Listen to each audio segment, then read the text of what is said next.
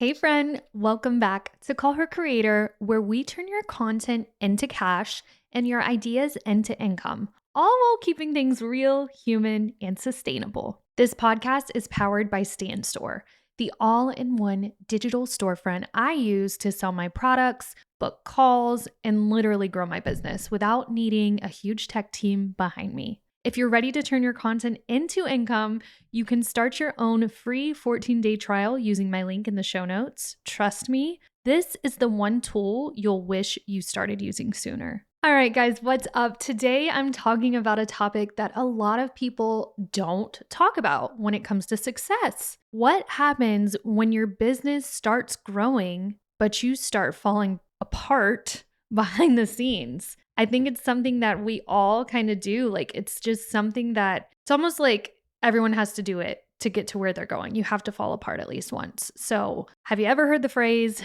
new level, new devil? I had not until I was doing research for this podcast episode. But let me tell you, hitting my first 10,000 month or getting booked out or scaling your team, it does not automatically come with more peace. More money, more problems is honestly what it comes with. But sometimes it's just, there's more pressure, there's more decisions, there's more exhaustion. So today I want to share the hard lessons that I've learned while scaling my business and how I eventually found a way to grow without losing who I really was inside. Burnout is not the price of success. So let's just get into it. All right, here's the lie. More growth equals more freedom. Totally not true. When I first started gaining traction in this space, more followers, more clients, more money, I thought that things would get easier for me, that I would work less. Like I left my 9 to 5 to work less. And that was not the case at all. When you start working for yourself, you realize that you're actually working double what you worked in your 9 to 5.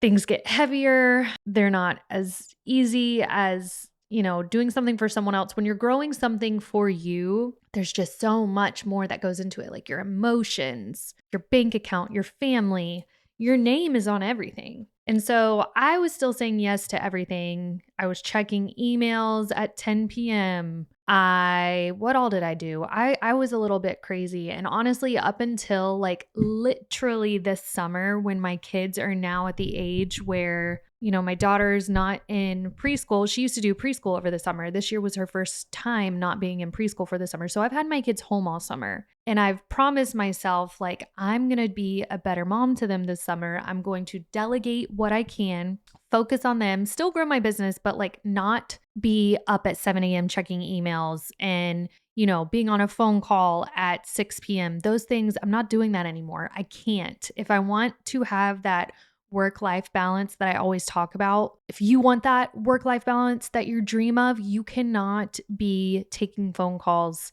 after hours or scrolling on Instagram, at 10 p.m. at night instead of watching the movie that you promised your kids you'd watch. So I felt guilty for feeling overwhelmed because this is what I said I wanted, right? I wanted this successful business. But what I learned is that freedom doesn't come from more money. It comes from better boundaries and better systems. For a long time, I had neither of those. So today I'm going to walk you guys through kind of what I've done since the beginning in the last almost 5 years of running this whole business, how I've kind of scaled without burnout, the systems that I put into place, what I wish I would have known sooner, all the things. I'm going to spill it to you. So let's talk about the boundaries that I wish that I would have set sooner. Again, I am literally coming to the realization this month, July 2025. I want to be able to look back at this. Caitlin, this is the first month in your entire life of this business that you've literally in your heart said, I'm going to sustain. I'm not going to hustle. I got to keep things how they are at least, but I'm not going to hustle my butt off and miss out on all these wonderful times with my children or my husband. So let's talk about what I wish I would have done earlier with all this, because this is where a lot of entrepreneurs hit their breaking point. And I think that's where I hit my breaking point. If you listen to last week's episode about the spiral, it wasn't last week, it was a couple episodes ago. Actually, I want you to listen to this if you haven't. It was episode 78. Hold on. Yep. Episode 78, the quiet spiral of self-sabotage. If you go listen to that, like you'll learn like where I was. and why I feel like I'm at this point in my life where I have to decide like to set boundaries or I'm going to lose myself in this business. So, here's a few non-negotiable boundaries that I'm taking control of now that I want to live by, that I push my employees to live by because I want that work-life balance. I want me and my employees to love coming to work. And I want us to be able to shut it off too. It's really hard when you work on social media all the time because you're literally on your phone all the time. So we have to take mental breaks or we will go crazy. So, first non negotiable is office hours are real. If a client messages my employees after 5 p.m., it waits. I tell them all the time, do not answer that text message. Do not answer that email because to me, we're not a 911 operator and social media really like there's no like crazy 911 issues. Has there been something, maybe once out of the blue? Yes. But most of the time there's not a 911 emergency when it comes to social media. I want other business owners to feel this way too. And I tried to push this on my husband too. He's a realtor and that poor man is up at 6:45 answering text messages and he's going to bed at 11 and answering phone calls. And I'm like, that's not how it's supposed to be. You need to have office hours set. So putting office hours in place, I've been doing this literally, stop saying literally, Caitlin. I've been doing this since this month where after a certain time frame, I'm plugging my phone into the wall and I'm not allowed to touch it for the rest of the night because again, I'll just doom scroll or something, or I will go in and check my email over and over again, waiting for some opportunity to arise. Like that's not healthy or normal, I don't think. It's almost like I'm afraid to just rest sometimes. But we have to rest, guys. We have to rest and recharge, and we have to have that work-life balance, or we're going to go crazy. So have office hours in place. Hours are 9 to 5 at Influence Marketing Studio. I sometimes will reply to an email earlier in the morning, but I try my best to hold off if I can. And I have told my employees if someone texts you at a certain time, because most of the time they freak out, they're like, oh, we have to do this, blah, blah, blah. They'll send me a screenshot. I'm like, you're not doing that. This can wait till tomorrow at 9 a.m. And then they breathe and we're fine. But I encourage other business owners to put this into place with their employees too, because you want them to know that you care about their well-being as well. So office hours, not just for you, but for your employees as well. Next boundary is be okay saying no. Not everything has to be a yes. I used to say yes to absolutely every opportunity that came my way. Every opportunity, every collab, every DM, every, can you teach this to my class? Every, can we pick your brain? Every, can I go to lunch with you and talk about this? Like, no. Now I filter all of these requests through this one line. Does this align with where I'm going? And if it doesn't, I give them other options. You can't say yes to everything. If you say yes to everything, you are going to burn yourself to the ground, or you're going to end up saying yes to something that really steals your joy away. And like that joy that you would have had could have gone to something way better. So this is probably the biggest boundary to set, like more than office hours. This is the best boundary I could give to anybody, is not everything is a yes. Number 3, response time expectations. So I actually had to put communication boundaries in my contracts. If it's not urgent, it's not urgent, period. This even goes with email. So before I started my own business, I was working for a creative marketing agency and I would get requests from clients like all hours of the day. So I was trying to do my work, checking my email, getting all these one-off things from client requests, doing those, then going back to my work, then going back to my email. So I finally one day just started crying hysterically in the office. Like, so embarrassing. And my manager at the time, Chris, he pulled me outside and he was like, what's going on with you? And I was like, I'm crazy. There's just nothing to it. I'm a crazy person. He's like, no, really, what's going on? And I was like, honestly, I can't keep up with this job. This job is too much for me. And he's like, no, it's not. Let's talk about this. And we ended up talking about it. And he's like, Caitlin, you do not have to check your email every second of the day. Here's what you're going to do. You're going to check your email 3 times a day. Once in the morning when you get to work, once around noon, and then once around like 4 o'clock before you leave. And if I did that, changed my whole life, guys. It changed my whole life. It made me 1000% more productive. I've tried my best to take that lesson and teach it to my employees now because, again, not everything is urgent. It's not urgent. And someone might send you an email And, they might not expect a response right then and there, but you have till end of day is what I tell my girls. If you're checking your email at 9 a.m. and you can answer it, then cool. But if they message you at like, I don't know, 11 a.m. and you're busy in client work and you don't get to that email till later in the day, that is okay. Set the response time expectation. So again, I ended up putting that in our contract just so that my clients knew when you work with us, like, we are not there at your beck and call. We are here to strategize and create really good content for you and take care of you, but you cannot call us all hours of the day and expect us to answer. If you need that, you're going to have to hire an in-house social media manager on your team. So that's something to think about too for your team and for you. Number 4, no last minute fire drills. We plan, we prepare, we do not panic. If something's last minute, it likely gets pushed, not prioritized. Now, I say this, but at the end of the day, I know Gracie, if you're listening to this, she's going to be like, girl, you do fire drills all the time. Client just snaps their finger and you're doing it for them. And it's true, but I do try to set the expectation. Like, this is another thing we have in our contracts. Most of our content is pre-planned and scheduled. We do have times where we have a last minute fire drill, but you have to know that if you send in a last minute fire drill, we have the right to hold on to that for 24 hours before getting you something out, right?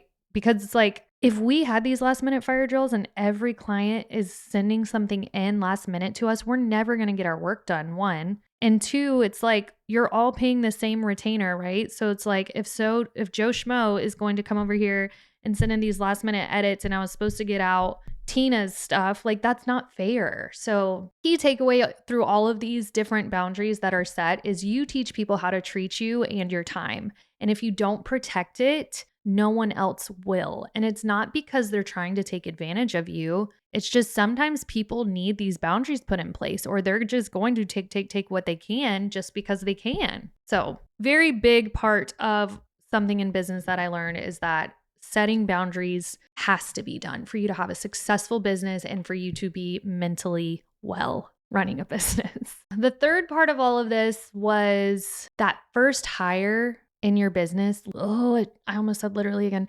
changes everything in a good way. The biggest game changer in my business was getting help. So for the longest time, I believed the lie that no one can do it like me. It's faster if I just do it myself. I can't afford to hire help yet. That sound familiar to any of you?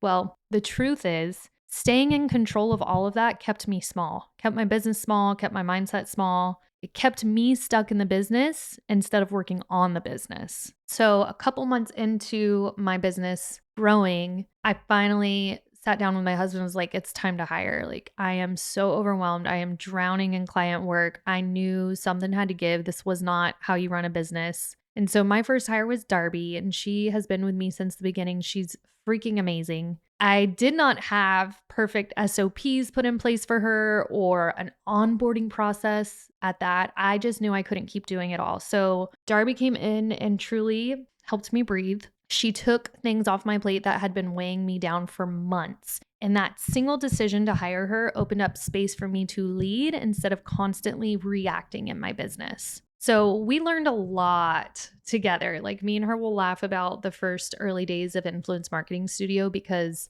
I barely knew what I was doing. She didn't know anything about social media. I've taught her a lot since then. She's amazing. She now handles a lot of our internal marketing content and emails. She's so great. She also deals with client work now, but I've moved her into director of operations and marketing of Influence Studio because she's just the bee's knees. And one day I want her to be our COO. Like, she's that good. But I had to pull her in to work in the business so that I could work on the business. And now she manages our other employees and manages the marketing studio so that I can focus on getting us clients for the marketing studio and then also doing things that light me up and bring me joy, like this podcast. I could never do this podcast if I would not have hired help. So to say all that, this is what I've learned. You don't need a huge team to get started. You don't need a fancy organization chart. If you can't hire full time, hire a VA at least to begin with. but you have to stop doing every single thing yourself. And I will give you one more example of this. My husband is a realtor, and for the last couple months, he has been so stressed because he's so overwhelmed. He does really great in business, but I'm like, you need to hire help. Hire a VA, hire a VA, hire a VA. I will. Never did. Finally, he hired an assistant more so than a VA, and she helps him do a lot of stuff. And yes, he's now having to pay her, and that means we lose out on a little bit of that revenue, but it is so worth his sanity, and it's so worth him having some stuff taken off his shoulders. Bless him. He is literally the best thing that ever happened to me. I love him so much. But the same with me too. Like I knew, hiring employees is an expense and you will lose some of the money that you're making, but it is so worth my sanity to be able to delegate stuff to other people and not have it all on me, especially as a mother as well. Hiring doesn't just lighten your workload, it expands your vision on your business too. It forces you to step into the CEO role instead of playing assistant or designer or scheduler or inbox manager all at once. You can delegate whatever you want. Social media marketing and content creation, delegate it to an agency like Influence Marketing Studio. You need a videographer, there's a ton of them out there waiting for you to hire them. Taxes, we've got a tax accountant now. I think that's not a tax accountant. We've got a CPA, and then we've also got an accountant with our expenses. Like we're now at the point in our lives and in our business where we can hire help because we need it. And it's just such a game changer for you to have your sanity back. Another easy one was like StanStore. Before StanStore, I had 3 different processes for invoicing people and it did not work. And then StanStore comes in and like it collects the payment, it sends the product, it does all the things, the taxes, all that is all set up for me. I don't have to do it. And it's just so nice. So if you want to grow, you can't do it solo. And honestly, you're not supposed to. All right. So a couple of systems that saved my sanity because this is how I stopped spiraling every Sunday night. The first one was my CEO weekly planning day. So like every Monday, I sit down and kind of map out my priorities, not just tasks, but my priorities for the week. And then I have themed days that I work. So like I don't like to switch between strategy, filming, calls all in one day. It's too much. It's really not good for your brain.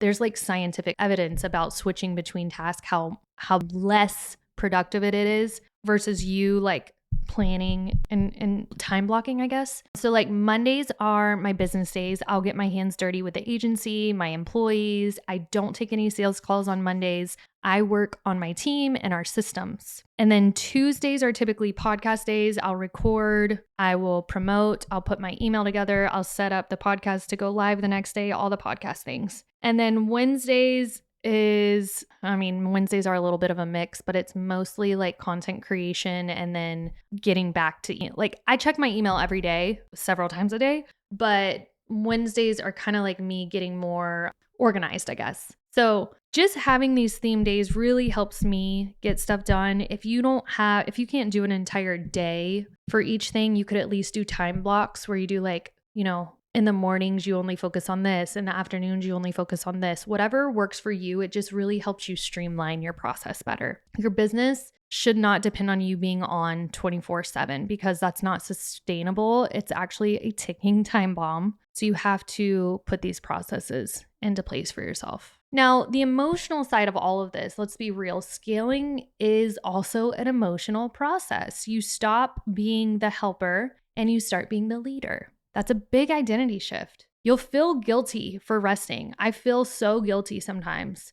And you'll worry that delegating this piece of your business means that you're lazy, or you'll miss the days when things felt scrappy and personal. But the truth of all of that is that growth will always cost you something. What you can't afford is for it to cost you your peace or your health or your joy. I'm giving you full permission right now to do all of this differently, to build something sustainable, to lead without losing yourself. Again, it's emotional. I am in a much different headspace than I was 5 years ago, but it's a good headspace. And I have learned and grown so much through all of this. But if you are feeling like a different person than you were when you first started all of that, that's totally normal. And it's actually supposed to happen. And it's actually a good thing. So remember that. If you're in the middle of growth and it feels really heavier than you thought, you're not alone and you're not failing. You're evolving. Your next level doesn't have to come with burnout. It can come with support, with structure, and with sanity. If you liked today's episode, I really want you to DM me today. DM me after listening to this podcast episode and let me know like what was the eye opener from this episode. What was your biggest takeaway? You can DM me on Call Her Creator or the Caitlin Rhodes. I'd also love for you to share this episode with a fellow founder or a mama who's going through the side effects of being a business owner and a mama. And if you're ready for more content planning, Instagram growth, funnel strategy, Club Influence is open right now. I'll link it in the show notes for you all. We are also accepting full service social media clients right now at Influence Marketing Studio. So let the experts handle everything from content creation to caption writing to scheduling. Delegate it, girl, so that you can do what you do best, and that's focus on your business. Until next time, keep going, keep growing, and keep building a business that actually supports you.